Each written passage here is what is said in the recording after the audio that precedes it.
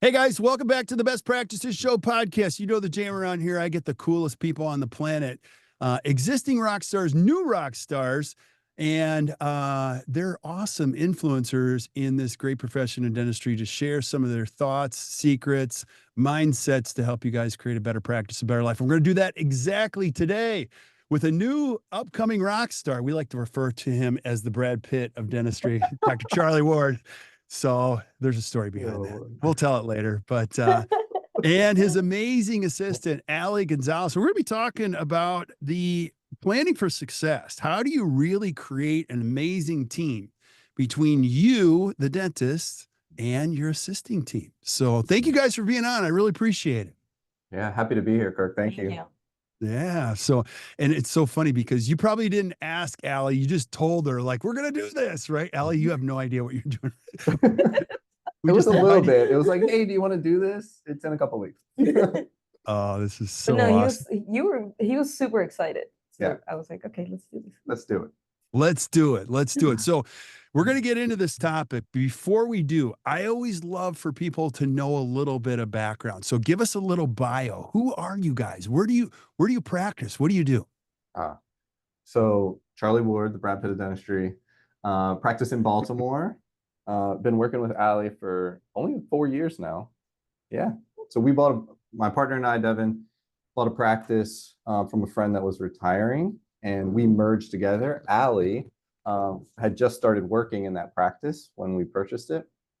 And then our friend that we purchased from retired 2 years ago. So Allie works with me most days.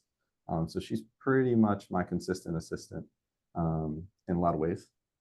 So what's your story? The same. I started in dentistry about 8 years ago by chance, really, and then just kind of fell in love with it. Just really liked it, and now I'm learning a lot. Awesome. And now you're going to share all your secrets. Now, I do have to share with our listeners because they're like, Brad Pitt, where did that go? So before we hit the go button, I always try to explain to everybody on the podcast that's on for the first time, and you guys are on for the first time. I just like to be the host of the show, like Jimmy Fallon, and you be Brad Pitt, and Allie loved that. So she's going to torture Charlie with that. I am all going to be day tortured long. today. Yeah. So, all week long, Kirk. All week long. And let's do it. Let's do it. So let's set up the why for this. Charlie, you did a master class, you teach at Pankey, you do a lot of great things. You're involved in CE. Let's talk about the why and how important this relationship is between you and your assistant and the theme planning for success. Give us a little background. Yeah, I think, Kirk, you and I had talked about how do we have impact as educators, right? When I'm at Pankey, I want people to be able to take things home that we're presenting. I don't want ideas that kind of live in the ether and they can't pull down and take back to their practices and make a difference. Whether those are small changes or big changes over time, it's important that they have tangible learning. So when we were talking about this, it's like, how can we take the success we have chair side and break that down in a way that can hopefully be impactful for other dentists, right? Yeah. So we started thinking about how, what are our systems, what makes us efficient, how do we continue to learn and grow as a team, the two of us? Because I'm out there taking CE, Allie takes her own, but I feel like it's my responsibility as a dentist and educator to help her grow while I'm growing. So that's I think where it started, and now it's how do we keep pushing that forward? Yeah, Allie, what are your thoughts? I want to know what your thoughts are. It really is that I think with Charlie also teaching a lot, like I just almost felt like I can be a sponge here and soak it all up. And he's very good at explaining and just making sure that I understand a lot of the procedures as we're doing it, which, like he said, I do believe that helps us a lot in just knowing where he's going to go with whatever he's doing, so that I have a good understanding of it and we can be on the same page without a lot of times even talking to each other. Yeah, we don't. Yeah, there are a lot of, and usually to be clear, Kirk, I think it's not me just ramming information, down Allie's throat. She's asking me the questions. She's like, why are you doing that? Why are you doing that? What's that for? So a lot of those procedures are about education, and the patient's learning too while we're in the chair. But it's also intentional on our part. Like I see something new while we're working. I'm like, hey, do you understand why we're doing this? Yes or no? Okay, this is why we're using this material in this situation. This is why we're using chlorhexidine in our bonding protocol. Like this is why we're doing these things. So that I have Allie by my side to say, hey, you forgot to do this, or this is the next step in this. So we have two people that understand the procedure chair side. It's not just that checklist that we're going through, it's the why behind each of those steps that really I think has made a big difference in what we're doing in a short period of time. It's not like we've been working together for 25 years. Yeah, because even the first couple of years that you guys both been here, I still wasn't assisting you. That's true. Yeah, we didn't really start working together consistently for once you retired 2 years ago. Yeah. I mean, this has been a quick process for us to be this efficient. So it's not something I feel like can take a long time, but there's an investment in that person. Like I'm invested in Allie. So I think that's important to note. Like I have the right person beside me. I have a person that wants to learn. And it's easy for me being the one that wants to teach, I have a sponge right there. Yeah. So I gotta go right there. I'm gonna start out controversial here a little bit. I've been doing this a long time, and I think what you guys are talking about is really special. It's very special that you have, and you've been able to do that in a short period of time. I'll couple that by saying I think the dental assistants, I have a special place in my heart because they're the unsung heroes in dentistry. It's very easy. If you go to any big conference, you're going to see a lot of courses for administrators. You'll see a lot of courses for hygienists, and then there's not a lot of support for some of the dental assistants. And while every position is important, I have to say that loud and clear, like every position, I think the effectiveness of having a great assistant come into your life changes a dentist's life really fast, especially if the dentist cares a lot about margins, translucency, details, like I know you said investment in this person, but Charlie, I'm going to pretend I'm a 32-year-old dentist listening.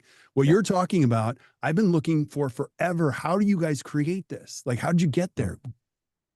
Oh, that's a great question. Yeah, I mean, I'll start by saying you're right. The attention to detail is on the dentist, right? Like that's on me. I think philosophically, for me to provide the best possible care that I can provide to my patient, we need to have a strong relationship with the patient, but with the assistant, I'm not going to say more so, but equal to that relationship with the patient. Like I can't function at all without Allie, let's be perfectly clear, but I can't function at my highest level without her being invested in the process. So I think, that goes back to sort of practice philosophy and mission and vision. Like, where do you want your practice to go, right? Where do you want your practice to go? Well, I want to provide that level of care in a patient, relationship-based practice, and I'm invested in having my team members grow. If I educate Allie enough during this process that she wants to go to hygiene school or dental school, then I'm going to be upset that she's leaving and really, really happy that I helped her get there. So I think it's that part of it too. Like, yeah, that would be tough. But isn't that my goal, right? Isn't that my goal to elevate her to whatever level she wants to be? If she wants to be the best dental assistant in the world, then let's go. And if she wants to be the best hygienist in the world, then I'll throw you on my shoulders and take you there. That's no problem. Amen. I love it. Now I'm going to take the same vantage point. Allie, I'm a 32-year-old assistant. Okay. I've been looking for a dentist like Charlie. Like I would love to work for somebody that cared. Like what's the secret behind your vantage point in this relationship? I think it just goes back to exactly what he said. has a passion for teaching, and I felt that like I said, like I didn't go to dental school. I didn't have any dental training. So I think a lot of my wanting to learn was from that, just from really not knowing. Like a lot of things come in at least offices before, it was very much, oh, I know this, this, and this, but I have no idea why. Um, with him teaching so much and like seeing what he was doing, I was like, this is it, especially like he said, if he's invested in me, and I can tell, and I think that motivates me to want to do right by him too. And then we just both get so into these cases, and we're just like, let's go do this. Yeah. And it's also, Kirkley, it's not just chair side, like we're reviewing these cases, so I'm thinking about a case that's, 4+ units, right? I'm doing an anti-aesthetic case, something like that. It's not to, say that we're not having these conversations for class 2 composites and so forth. But, in a case that requires more planning, like a complex aesthetic case, there's a lot of planning that goes on up front before we ever touch any teeth. And Allie's involved in that, just like my lab is involved in that, just like my specialists are involved in that, because she has to sit chairside, and we have to work through that together. Like, she's not going to show up in the room one day and set up and see that case for the first time. Right. So that part of it, there's a time investment in that to make sure that we get the results that we all want to get and are getting. So there's that part of it. Like, she knows going into it, we have a long checklist when we do these, and it keeps us both on track. But she knows where we are at each point during the process, because she's seen it before we even go. Right? I love it. I love it. Now, I want to go through the framework of this that we talked about. Go back to this. You're a big believer in the why. So you mentioned checklists, but like you mentioned before we hit the go button, I really want to make sure people understand the why. Can you explain that, unpackage that for us? Yeah, absolutely. So I think, as an example, when we go through a bonding protocol, right? Let's say we're placing a composite restoration or inserting a veneer.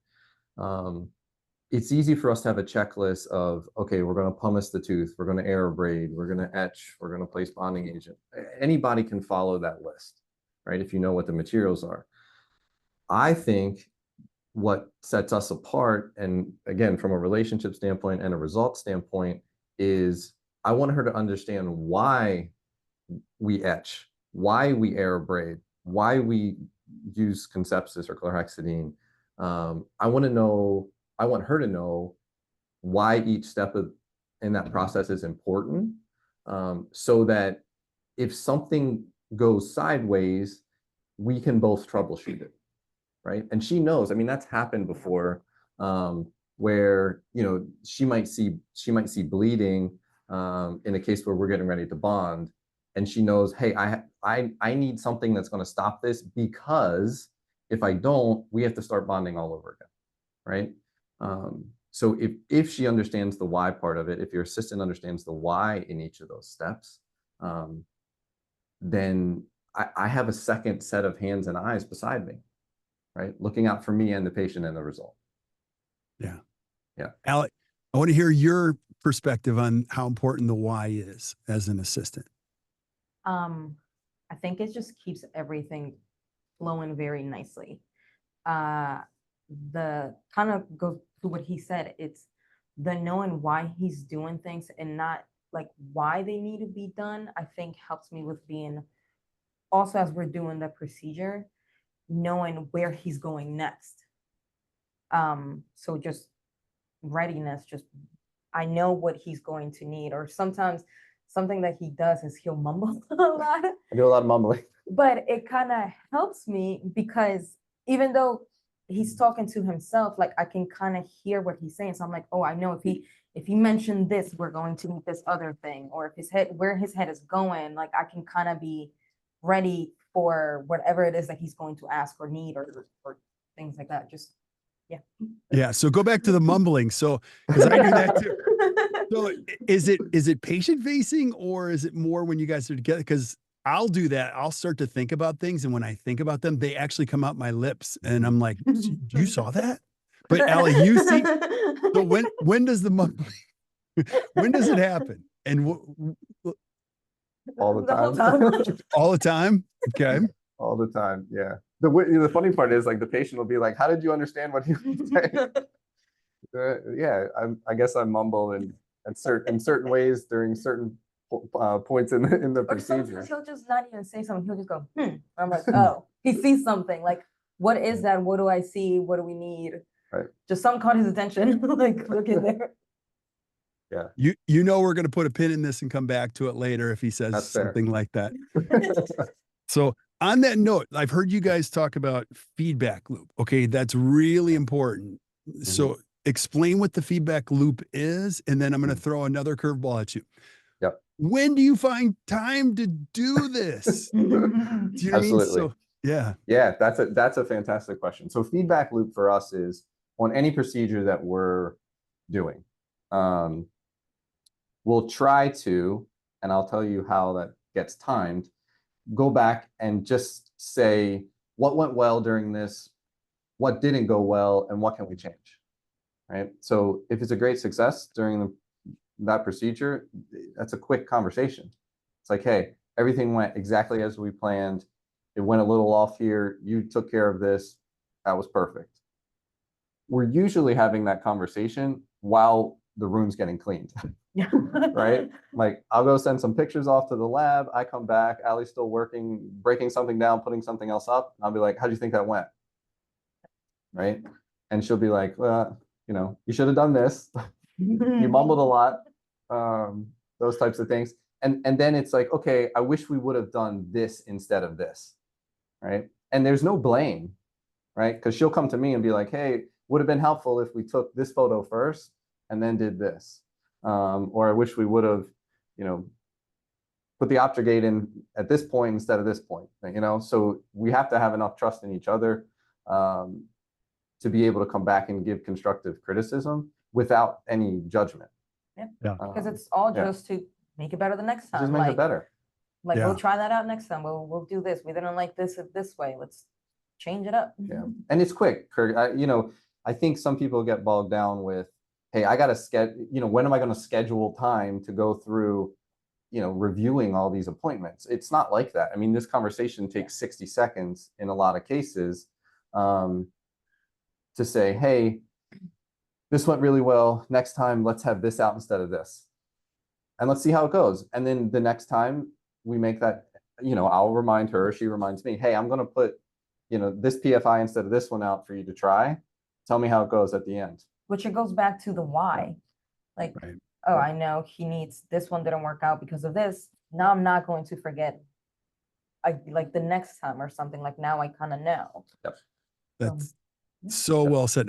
Allie, let me ask you, how in the world do you give your dentist feedback and it's received so well because he's an instructor and he's particular? Like, how can you do that and say, hey, listen, it could have been better? You know what I mean? And he doesn't get offended or upset or take it personally. So how do you do that? I don't know. No, I think I stare at the ceiling a lot. No eye contact. No eye contact? Okay. Like just say it and run. No, I don't think it's ever been a problem. Like, I mean, I think that's a great question, Kirk. I think, there's no ego in us trying to make a better experience for the patient and create a better result, right? And I can't do that without her, and I can't do that if I'm not at my best. And if she sees something that I can do better, then why do I not want to do better? yeah, like it kind of goes back, I think, to just both of us wanting, like I want him to succeed. Like I want the case to be a good case, and him, like I think wants me to be a good assistant. So I don't think has ever been a situation where it's like it rubbed me off the wrong way or anything. Like it has never been like that. Like I think any criticism, it would be like, let's get better at this. Like let's just do better. And I think that we're obviously in a situation where we've worked on this is in the podcast about culture and building mission and vision, but it's about that because those types of things got us to a point that we have enough trust in each other to say, hey, next time I need this to do my best stuff. And I need her to be able to come to me and say that. So like, I think as a doctor, speaking to other doctors, speaking to other dentists, you know, how would you have that conversation with an assistant? You have to have that in a way that there is no judgment, right? That you eliminate that at the beginning. Say, hey, I want to try to do this better. I need feedback from you at the end of the appointment on what I could have done differently. Like, I would start there rather than start, hey, I'm going to give you feedback at the end of the appointment, right? And tell you everything you did wrong, but I don't want to hear anything about what I did wrong, right? And I think, you know, my wife has this, so my wife's a periodontist that works with us, and I tend to get, as Allie knows too, like I get locked into things that aren't perfect about these cases, right? And these are cases that we're, these are cases like that we're showing at Pankey. Like, we teach the aesthetics course at Pankey, and you know, I'll obsess over, you know, a line angle somewhere that everyone's like, are you going to lose sleep over this? Yeah, like that's probably the worst criticism. It's like, chill out, Charlie. Yeah. But you know, those are the things that you need someone to check you on those. But if you're gonna present a criticism, then you need to present me with 3 things that went well, right?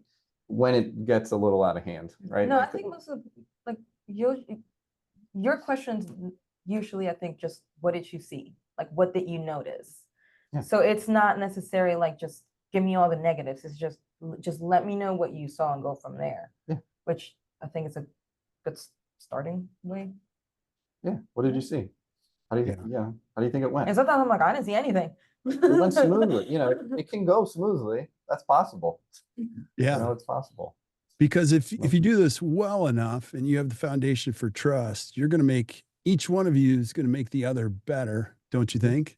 And then Absolutely. you mentioned, this is important, and you mentioned this before the go, like it's a chance for growth. You're growing by the moment. Can you explain that? Just go a little bit deeper on that. No, it is. I think about it, you know, like I read Atomic Change recently, and it's all of those little things that add up to big things, right? It's, you know, I think about historically people would go to CE and they come back and they want to blow up their practice and make these huge changes, and those don't usually go that well.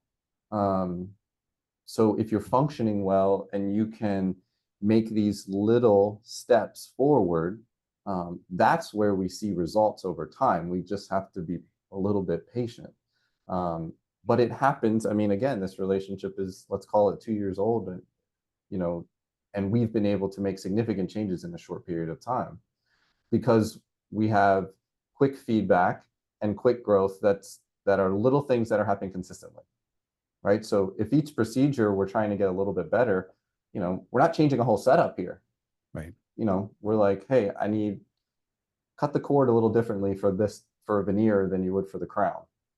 Easy change. Right? Yep.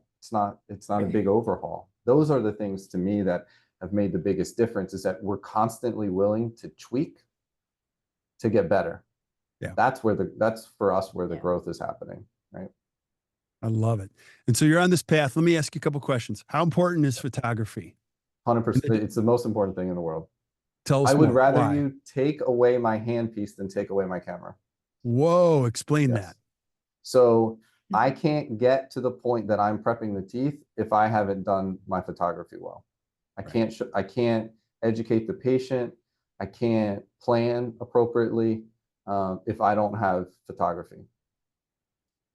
Period. Like that. Then when I teach that at Pankey, you know, I say the exact same thing. Like, you can quote me on that. Just date me, right? Just date me. But I would rather someone take that away, because I can't plan the dentistry without my camera. I love it. I love it. So I've been doing this a long time. This is one of my jokes.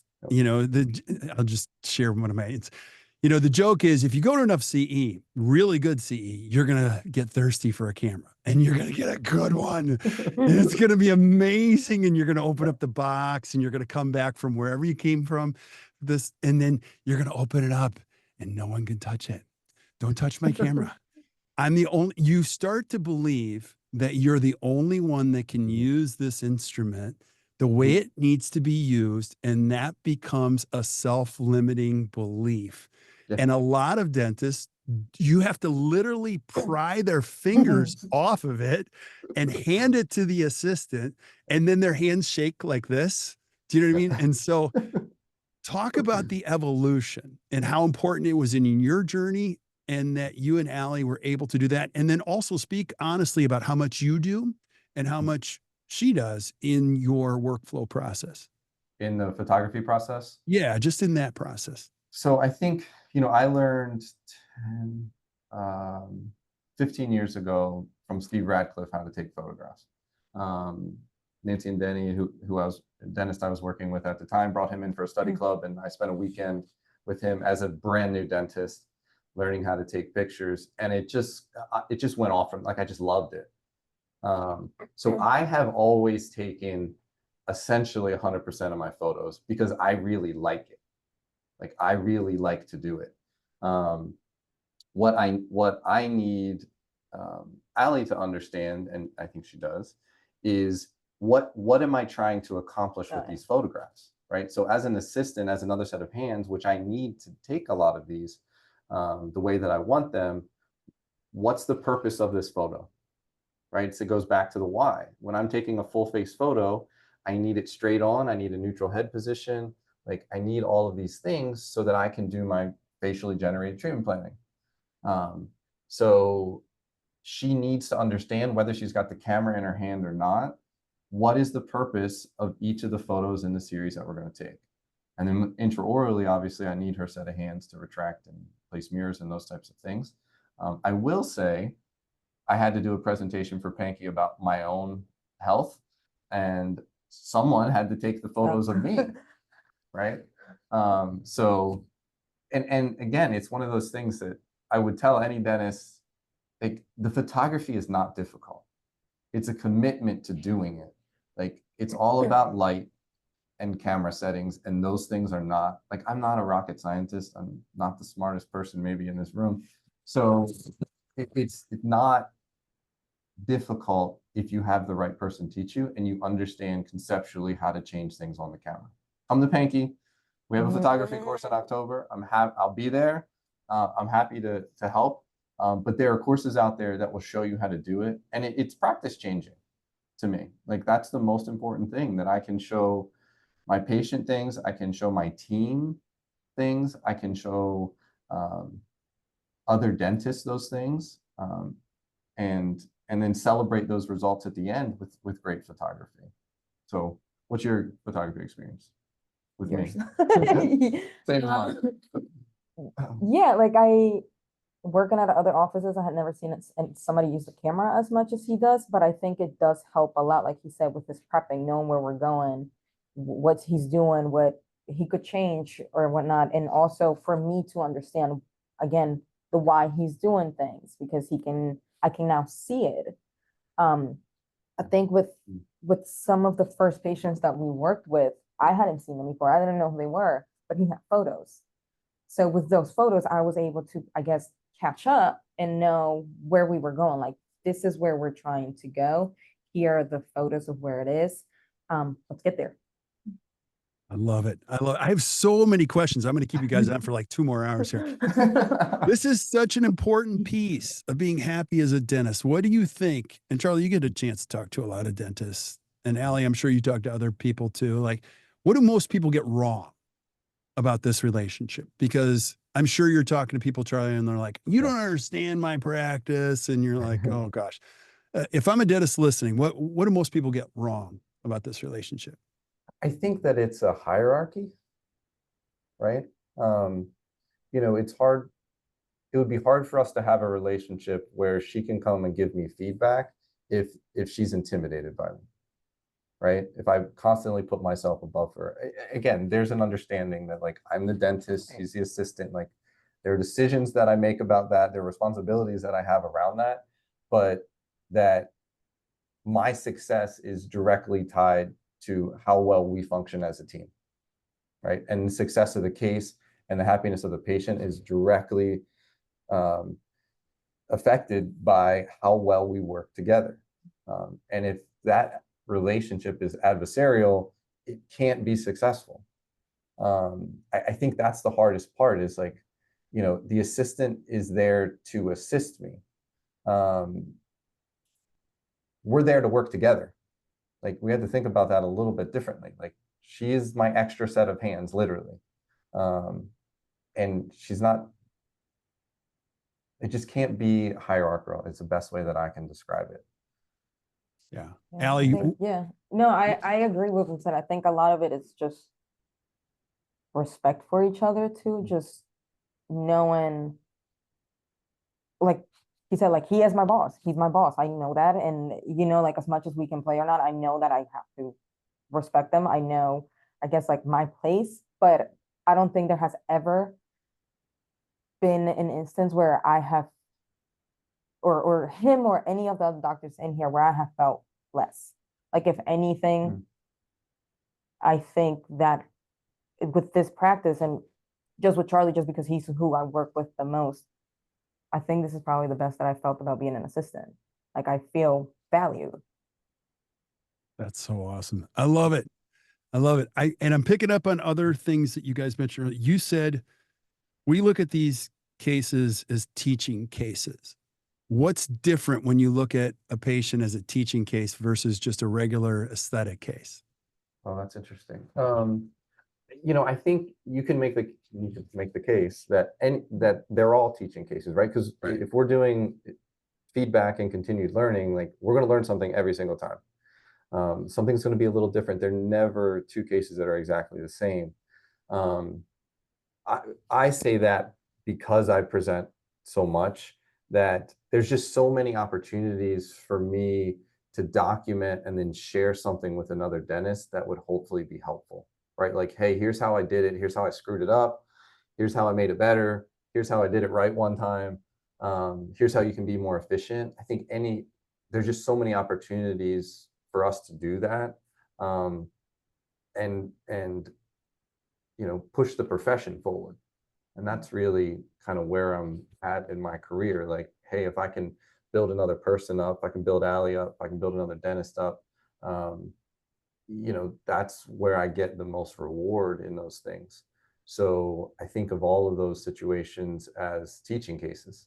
I guess the only non-teaching case we had was Chris, our in-house lab technician. Oh yeah. I'm like, Chris, I'm not taking any photos on you to document this. We're gonna get shade photos. We're gonna do the bare minimum. And we were so fast. It was so fast. Like we were like, wow, we finished this super quick. And then we're like, why? And we're like, oh, we didn't take a single photo. That's why. Take any pictures. Yeah. We just skipped all the steps for you, Chris. Exactly. Chris, we're going beginning, middle, end. There's no fluff in this. Yeah. But I think that's the way that we look at it. Like we're really just trying to do better every single time, and then hopefully help other people skip all those mistakes that we have made. Yeah. Gosh, I actually want to come to your office and take some video. What's your favorite system that you guys have created in the back? Something that comes top of mind between you and your assisting team that you're just like, I really love how we created this system. Anything come to mind? To me, it's probably our prep appointments, like our veneer prep appointments, like that. Why. We've just gotten so it's so smooth. Like it's so smooth now. It's become boring. It's so smooth and it's amazing. Just because we again check system, checklist, why, and then we document so many of them. Like I'm documenting every step during the prep process, basically. And again, they're all opportunities for teaching, but we've done it enough now over the last 2 years that we both know the next step. So it's just, it is a symphony and it is smooth. And even knowing like when he has to take a picture. Yeah. Like, oh, hey, you should take a photo of this, or this is where you usually do this. Yeah. I think that's been the coolest part of it is that Allie's, for as many photos as I take, like I'll take it and she'll be like, no, you need to retake that. And I'm like, I want to retake it. And she's like, you need to retake that picture. It's just knowing, like, his standards, I guess. Like I know where he has to be. He's not the kind of person that just settles for, yeah, that's okay. Yeah. Like I know that he wants to excel and he wants to do really good dentistry, and I have seen it and I know where we can go or what we can do. I'm like, let's stay there. And if we don't stay there, let's do better than There it is. it. I love it. I love it. So one of the questions I have for you guys is, I know you're always improving, always looking to get better, always looking at improving the way that you communicate this stuff. What's on the horizon? Give me the next chapter of this. Where do you want to go next? It's a great question. Yeah. I just finished the scholar program at Pankey. I have one case left for accreditation from the Okay. Academy of Cosmetic Dentistry, and Allie's been integral, obviously, in both of those things. You know, I think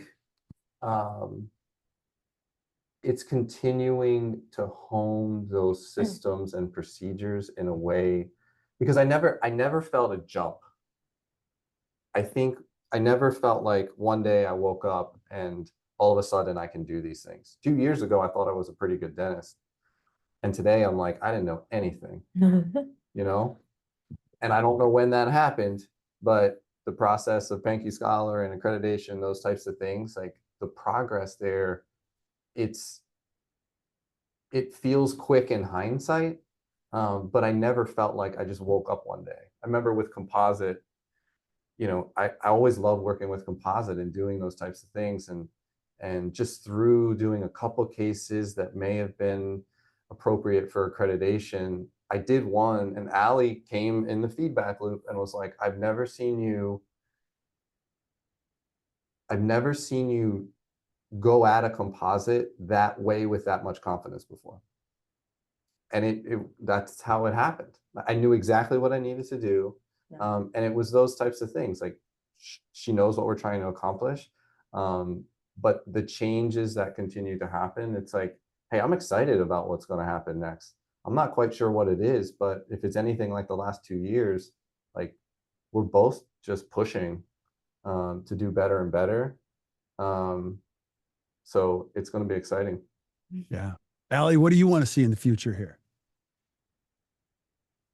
I don't even know. Like,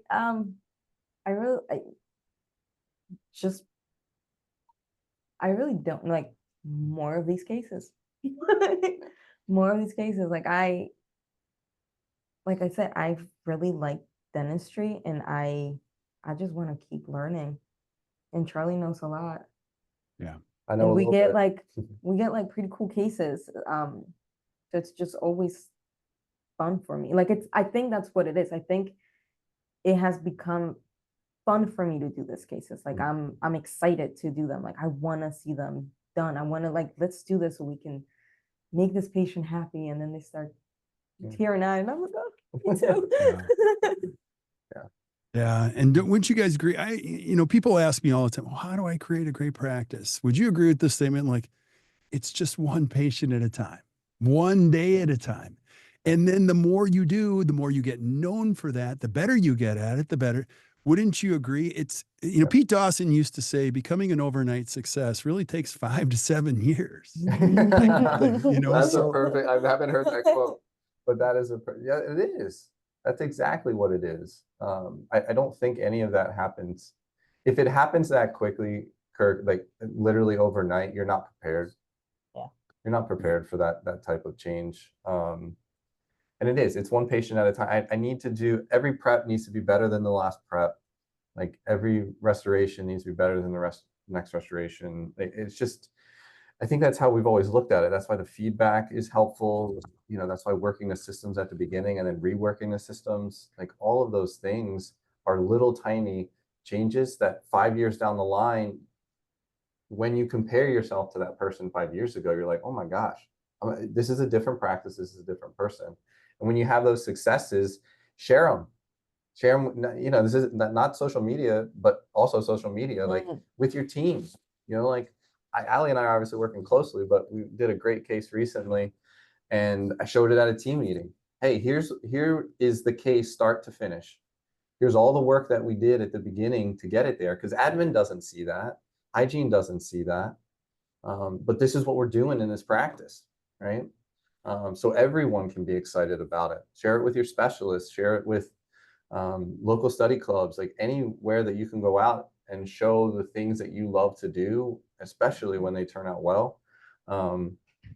And you can help other people. And then eventually you can be that guy or girl that does those things, right? And 5 to 7 years later, you're an overnight success, just like you said. Love it. Yep. I love it. Well, I want you guys, obviously, I want people to learn more about you and what you're doing. But before we do that, give us some final thoughts. I want to hear from both of you. Okay, final thoughts. Systems, checklist, and why for us are the 3 biggest things, right?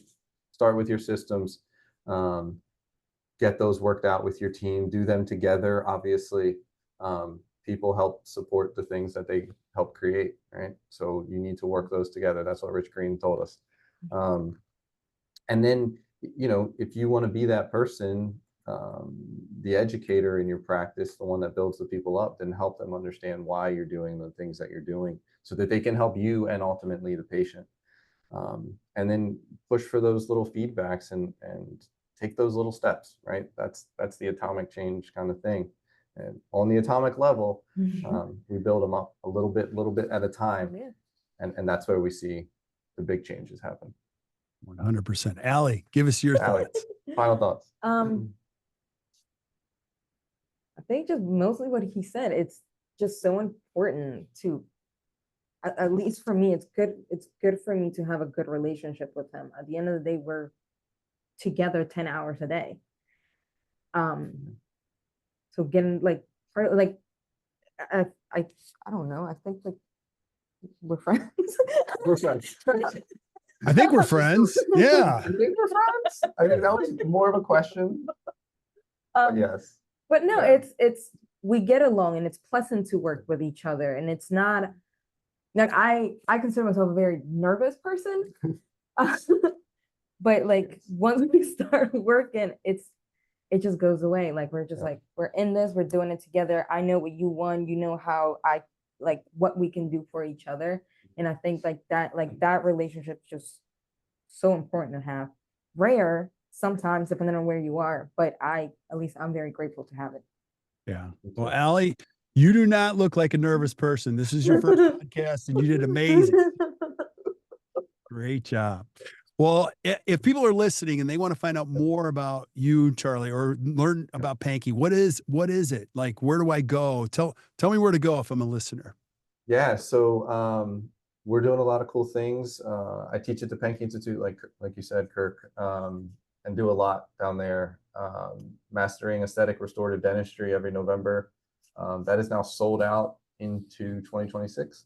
So we're doing great stuff. We're adding some courses down there. That's been fantastic. We do a photography course, one in October with a couple friends. We're doing a mastering treatment planning course. Our mutual friend Chris Mazzola and I are starting that next year to help some people just get used to that process. That's also at Pankey, and then some other things on the road. If you want to get out there and see us, it's great. There's a combination of things that I put on social media. It's pictures of teeth and pictures of my kids. So if you want to do that, Dr. C. Ward DDS on there, but you can find me, search for Charlie Ward. I'm not an ex-football player for Florida State, so you might get some of those searches, but lots of cool stuff out there happening. Pankey's where I started and continue to go back just because of the community. Yeah. Well, you're doing great things and you're making big impact in the world of dentists' lives and dentistry as a whole. So keep it up. And thank you guys so much for being on. I really appreciate this. You got it. Thanks, Kirk. Thanks for having us. Hey, thank you.